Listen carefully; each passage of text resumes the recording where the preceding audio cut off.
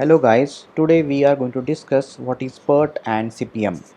PERT is basically performance evaluation review technique and CPM is critical path method. These are the important components of your project management and a lot of project managers use this technique to evaluate their performance. You know that project has specific timelines, it has a starting point and an end point. There are projects which can be analyzed with the help of PERT and CPM, but certain activities which are continuous cannot be used in this particular case. So let's focus on what is PERT and CPM and we'll solve it with the help of some examples. Let's see benefits of CPM and PERT. It helps in project management by timely allocation of resources to various activities to achieve optimum utilization of resources. It converts a highly complex projects into a set of simple and logically arranged activities. It also helps in division of responsibilities and thereafter enhances the efficiency and coordination between departments, and it also helps in any case of corrective action if you divert from your initial planned stages. Now let's see which are the components of PERT and CPM. Now most of you have seen such kind of network diagram. So this network diagram has a specific kind of starting point and a end point, that is a finish point. Now when you talk about this diagram, it can be divided into two. One is activity on node and another one is activity on arrow. Now the first diagram, the network diagram, which has a activity, so these are A, B, C, D, these are the activities and which are represented on nodes. So this kind of network diagram is called as the activity on node network. The second one is activity on arrow network. So in this case these are node 1, node 2, node 3, node 4, etc., and the activities are indicated on arrows. So remember, the arrow will start from 1, it goes to 2. Okay, arrows start from 1, it goes to 3 and represent activity B like this. So there are the two types of network diagrams. You can use any one of them. I generally prefer a second one, which is the activity on arrow, because I think it is helpful for further calculations, but you can prefer the first one also. Going forward, it has events. There are two types of events: merge event and burst event. In this particular case, where the two arrows are coming together towards node F, this kind of event is called as the merge event, because the two arrows are merging at this point. In this case, on node 4, the two activities are merging, so it's called as a merge event. Also something called as burst event. Burst event means from node B there are two arrows coming, one towards C and one towards E. So this particular point is called as the burst event because it's bursting. At this particular point node 3 is a burst event. Okay, so in this particular point activity D and activity F are starting. Now there are types of activities. One is called a predecessor activity, which is a previous activity, successor activity and dummy activity. Okay. For example, for activities C and E, their previous activity is B. Okay. For F, the previous activity is A and D. But for B, A and D, there is no previous activity because they are starting at 0. Okay. In this particular case, for activity C, the previous activity is A. For activity D, the previous activity is B. Okay. For activity E, the previous activities are C and D because these are coming towards node 4 and then activity E is starting. Okay. Similarly, something called as successor activity, that is the next activity. For example, for B, the next activities are C and E. For activity A, the next activity is F, like this. Okay. And we will discuss dummy activity. What are dummy activity basically and when it is used? Dummy activities are used when two or more parallel activities in a project have same head and tail events, and two or more activities have some but not all of their immediate predecessor activities in common. Okay, so I think this will be more explained by such kind of diagrams. For example, in this case, first diagram, node 1 and node 2. So activity B is starting from node 1 ending at node 2. Similarly, activity C starting from node 1 and ending on node 2. So these two activities have same tail and same head, okay, that is node 1 and node 2 respectively. So in such cases you cannot create a proper network diagram, as well as very difficult to calculate the critical path. That's why you have to use a dummy activity. So this is the solution for that. So this is called as wrong network, this is called as the correct network. Okay, in this case you can insert dummy activity starting from 2 to 3. So you can create one point, that is another node here, that is node 3. So activity B is starting from node 1 to node 3, and activity C is from node 1 to node 2, and between node 2 and node 3 we are inserting a dummy activity, which is basically a dotted arrow line. Please remember that dummy activities, we are not going to use any kind of resources. Okay, so that's why the duration for the activity is 0. Okay, so this is how you can eliminate the problems in a network diagram by introducing a dummy activity. There can be some more problems or errors in network diagram. The first one is called as looping. Now see the first diagram in which your activities A, B and C mentioned. So activity A is from node 1 to node 2, activity B is from node 2 to node 3, and activity C is from node 3 to node 1. Now in this case it is forming a loop. Okay, now if you continue with this kind of loop, the process can be eternal and you cannot finish the project. So this is called as the error. So this error is called as a looping. So you should eliminate a looping in a errors. The next one is called as dangling. Now if you see the second diagram where you have arrows and activities mentioned, so 1 to 2, 2 to 4, like this, again 2 to 3 there is one activity is coming. Okay, and suppose the is finishing on this particular point, that is node 5. Now this is your finish point, this is your starting point, but what happened to this particular activity? This is hanging. Okay, so this kind of error is called as a dangling. So how to eliminate this error? This error can be eliminated by either introducing a dummy activity which goes from 3 to 0.5, okay, or node 5, or you can directly take this arrow from 2 to node 5. This is how you can eliminate such kind of error, that is dangling. Okay, now when you draw a network diagram, there you have to focus on certain rules. The first rule is that you have to start from a smaller number and then go to a bigger number. So you can go from 1 to 2, you can go from 2 to 3, or you can go from 2 to 4. So your arrow head should be towards a higher number. You cannot go from 4 to 2. Okay, you cannot go from 3 to 2.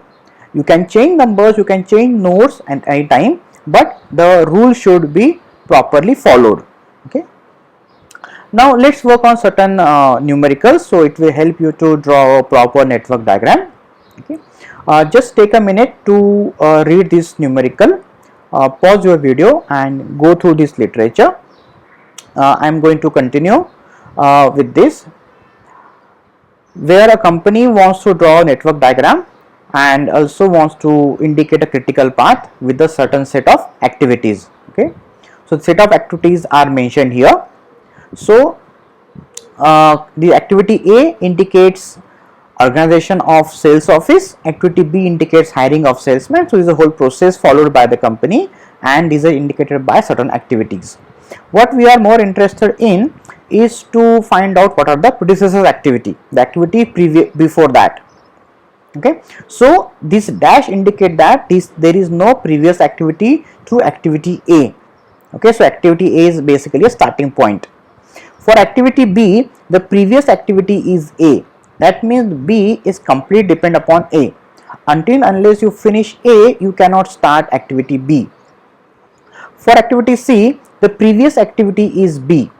It indicates that you cannot start activity C before you finish activity B.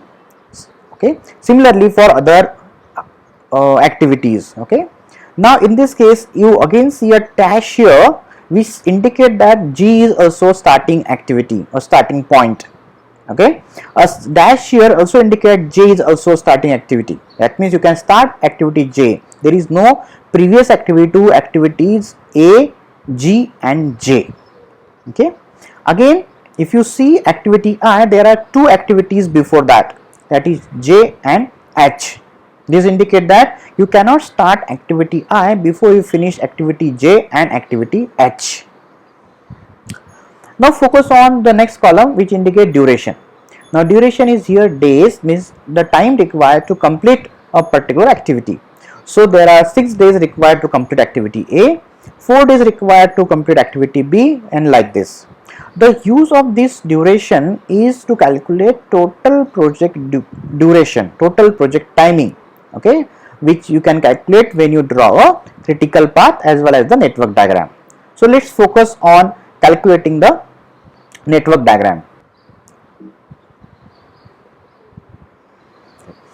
Now this is how we can calculate the network diagram.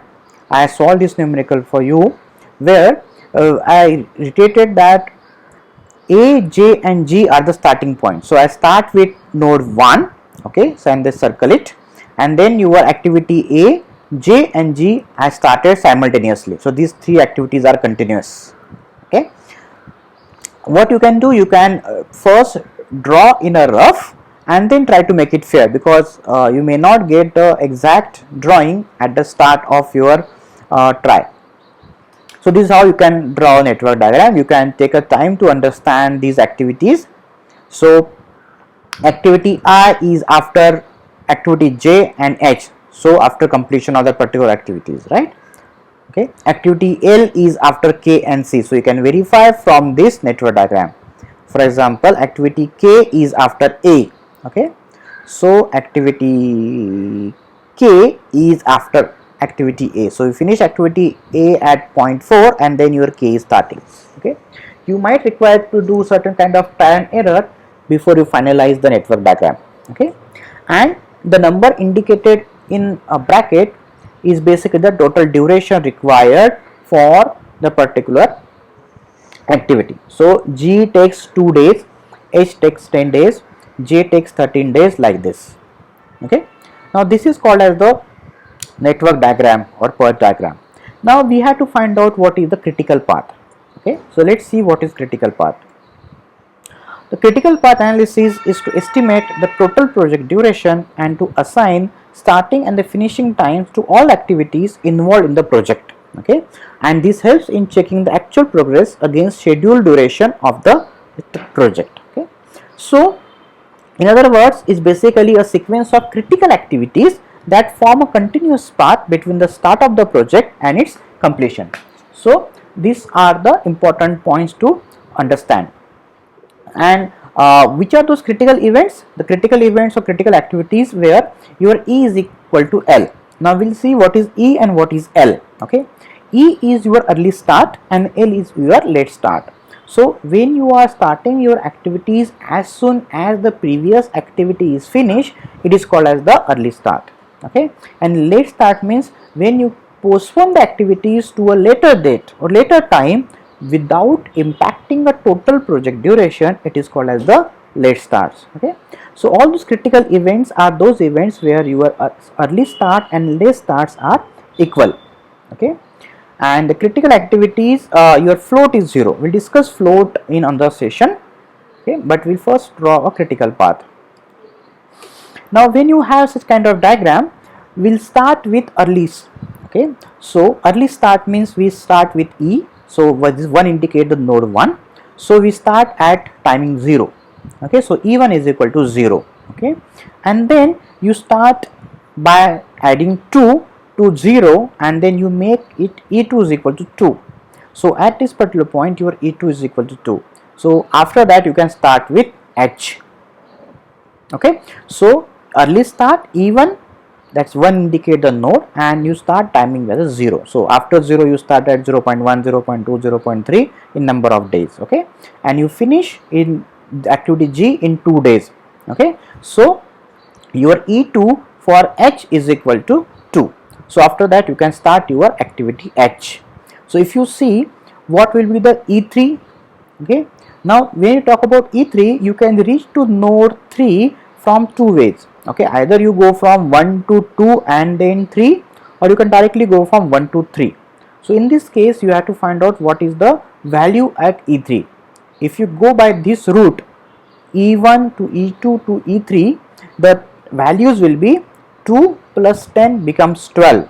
Okay, and when you go by this route 1 2 3, your E3 becomes 0 plus 13 becomes 13. So what value you should add, a 12 or 13? The answer is you should add value of 13. Okay, because when you put a value of 12 at this particular point, your activity J is not finished because it takes 13 days. Okay, and you cannot start activity I before you finish the activity J here. So that's why your E3 is equal to 13. Okay, and then you can go on adding two other points. Okay, like this. Okay, so E3 becomes 13, you add 6 here, so it becomes 19 here. But listen, this 8 can be reached through various ways. Okay, so you can go from 1 to 4, 4 to 7, and then 7 to 8. You can also go from 1 to 4, then 4 to 6, 6 to 7, and 7 to 8. Okay, so you have to find out the value which is appropriate for E8. Okay, generally when you do a early start, okay, you always take a higher number. Okay, so this 13 plus 6 become 19, this 17 plus 3 becomes 20. Okay, so at this particular point this can be reached here, so you can add all those things. Okay, please note that this E5 is equal to 6 is a wrong number. It should be actually 8. Okay, but there won't be any impact on total project durations here.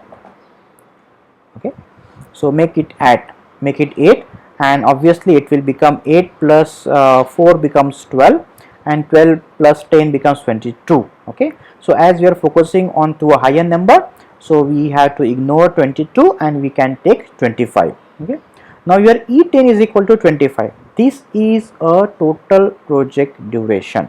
Okay, so from starting point of node 1 with the sequence of activities, you reach to node 10, and the total project duration here is called as 25.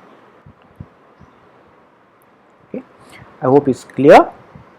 Now let's work on to a late start. Okay, so late start, it indicates that you should not change your project duration. The project duration has to be fixed, so that is 25 days. Okay, so what you do, you start from right hand side towards left hand side. So from your L10, okay, L indicates late start, as late as possible. Okay, so in this case L10 is equal to 25, this because this is your finishing point. Okay, and then you go back towards 1. Okay, so in this case we say 25, so this M activity takes 5 days, sorry, and so 25 minus 5 becomes 20.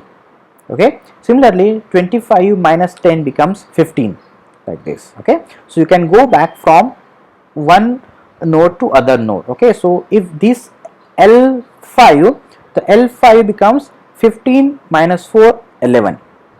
Okay, so in this case you are going from node 10 to node 1.